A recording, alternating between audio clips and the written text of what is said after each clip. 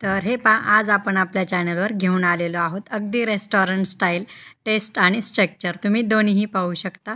अगदी परफेक्ट रेस्टॉरंटमध्ये मिळते तशा प्रकारे कढाई पनीर। तर तुम्ही इथे पाहू शकता किती छान अशी दिसतेही आहे आणि खायलाही तेवढीच टेस्टीही लागते। चला तर मग आपण रेसिपीला सुरुवात करूया। तर हे आपण इथे सुरुवातीला कढाई पनीर मसाला बनवून घेणार आहोत। तर आपण इथे पनीर मसाला न वापरता अशा प्रकारे कढाई मसाला बनवून घेणार आहोत। तर त्यासाठी मी इथे 1/4 कप एवढे धने घेतलेले आहेत आणि ते धने फक्त आपल्याला मॉइश्चर काढून घ्यायचं आहे। त्यानंतर 1 TBSP एवढे आपण इथे जिरे टाकून घेतलेले आहेत। हे फक्त थोडेसे शॅलो फ्राय करून घ्यायचे आहेत। त्यानंतर हे थोडेसे शॅलो फ्राय झाले म्हणजे भाजले गेले की त्यानंतर मी इथे अगदी 4 ते 5 एवढ्या लाल मिरच्या घेतलेल्या आहेत आणि त्या मी आतमधील बिया काढून घेतलेल्या आहेत। त्यामुळे थोडासा त्यामधील तिखटपणा हा कमी होतो आणि अगदी 10 ते 12 एवढी काळी मिरी घेतलेली आहे। तर आपण इथे अगदी 2 ते 3 मिनिटं एवढं आपण हे भाजून घेऊया। तर हे आपला इथे मसाला रेडी आहे भाजून। आपण हा साईडला ठेवून देऊया आणि थंड करून घेऊया। त्यानंतर मी इथे गॅसवर पॅन ठेवलेला आहे आणि त्यामध्ये 1 चमचा एवढं तेल टाकून घेतलेलं आहे आणि 1 चमचा एवढं बटर। तेल आणि बटर सोबत टाकण्याचं कारण म्हणजे आपलं बटर करपल्या जात नाही। त्यानंतर बटर छान असं मेल्ट झालं की मी त्यामध्ये 1.5 मोठा कांदा हा कट करून घेतलेला आहे आणि आपण तो छान असा परतवून घेऊया। अगदी 2 ते 3 मिनिटं कांदा परतून घेतल्यानंतर मी त्यामध्ये 3 हिरवी विलायची टाकून घेणार आहे। हिरव्या विलायचीने फ्लेवर खूप छान असा येतो।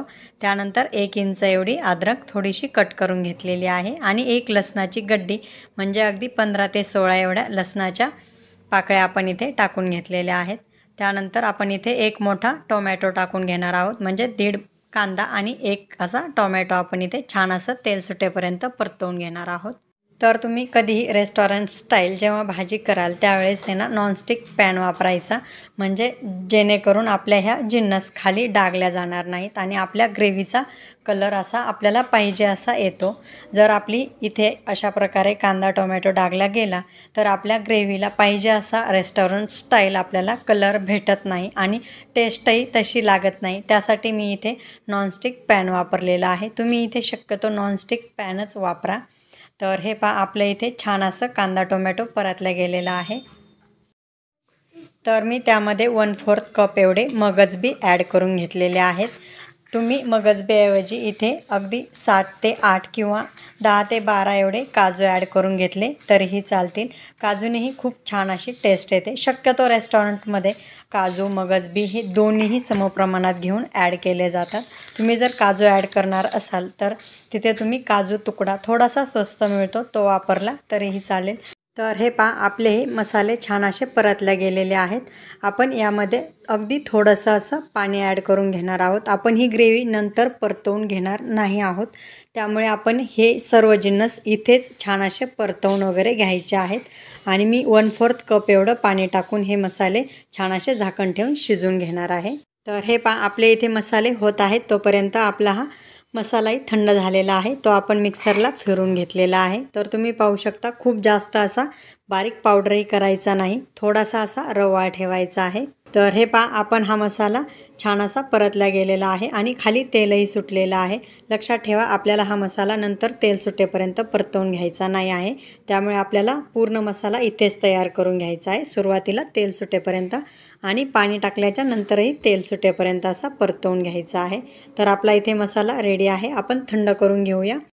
तर हे इथे मी 2 चमचे तेल आणि 2 चमचे एवढं बटर ॲड केलेलं आहे ते छान असं मेल्ट करून घेऊया। तर कढाई पनीर म्हटलं की त्यामध्ये कटिंग ही थोडीशी वेगळी येते म्हणजे मोठ्या साईजमध्ये त्यामुळे त्या भाजीची टेस्ट अगदी परफेक्ट अशी येते। तर मी इथे तुम्ही पाहू शकता अशा प्रकारे मोठ्या आकारात पनीर कट करून घेतलेलं आहे। इथे 200 ग्रॅम एवढं पनीर आहे। त्यानंतर अगदी मोठा असा कांदा अशा प्रकारे कट करून घेतलेला आहे।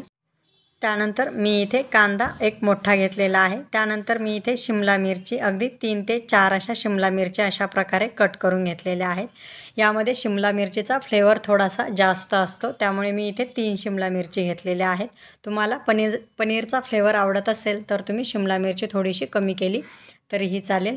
तर हे मी इथे पनीर पॅनमध्ये टाकून घेतलेलं आहे आणि अगदी थोडंसं असं आपल्याला फ्राय करून त्यानंतर आपण इथे कढाई मसाला ॲड करणार आहोत। तर तो कढाई मसाला आपण 1 TBSP एवढा ॲड करणार आहोत। तर आपल्या घरच्या चमच्याने आपण 1-1.5 चमचा एवढा ॲड करून घ्यायचा आहे।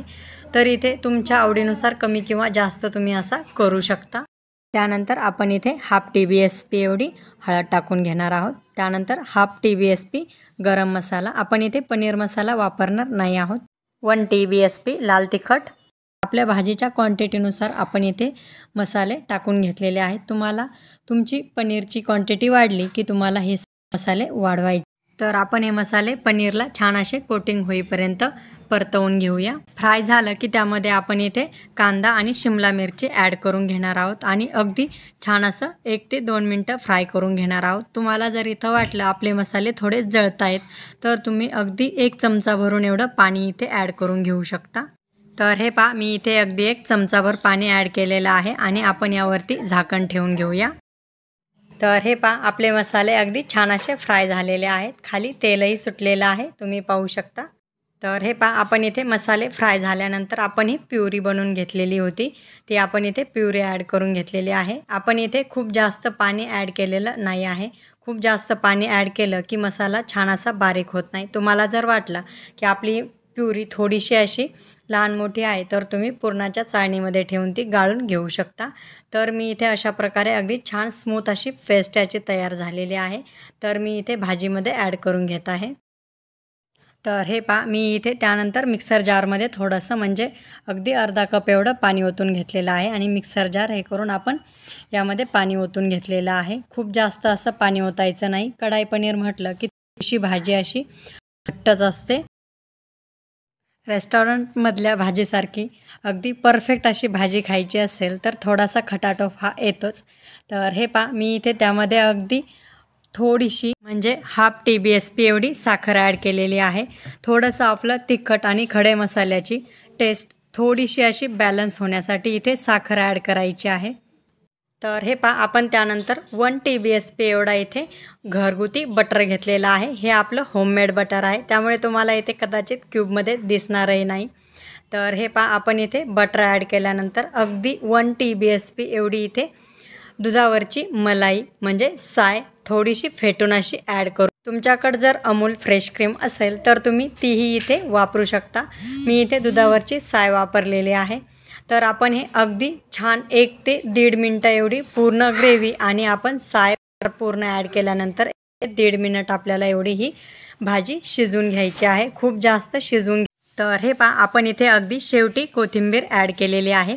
तर मी इथे मीठही अगदी शेवटी ॲड करून घेत आहे। ते यासाठी की आपण इथे अमूल फ्रेश क्रीम न वापरता दुधावरची साय मलाई वापरणार आहोत। तुम्ही जेव्हा अमूल फ्रेश क्रीम वापरत असाल तेव्हा तुम्ही सुरुवातीला मीठ वापरलं तरीही चालतं, पण जेव्हा तुम्ही दुधावरची मलाई वापरणार असाल त्यावेळेस तुम्ही मीठ अगदी शेवटी वापरायचं आहे। किंवा मग तुम्ही अगदी जेवायला घेणार असाल त्यावेळेस तुम्ही दुधावरची साय वापरायची आहे आणि भाजी गरम करून जेवायला घ्यायची आहे। तर ही छोटीशी टिप तुम्ही नक्की फॉलो करा जेव्हा कधी रेस्टॉरंट स्टाईल भाज्या करतात त्यावेळेस।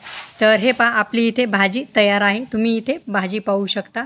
तर आपण इथे अगोदरच पूर्ण मसाले छान शिजून वगैरे घेतलेले असल्यामुळे आपल्याला ही ग्रेव्ही पूर्ण तेल सुटेपर्यंत परतून वगैरे घ्यायची काहीच गरज नाही आणि याची टेस्टही अगदी छान येते। तुम्ही घरी नक्की एकदा अशा प्रकारे कढाई पनीर मसाला तयार करून पाहू शकता।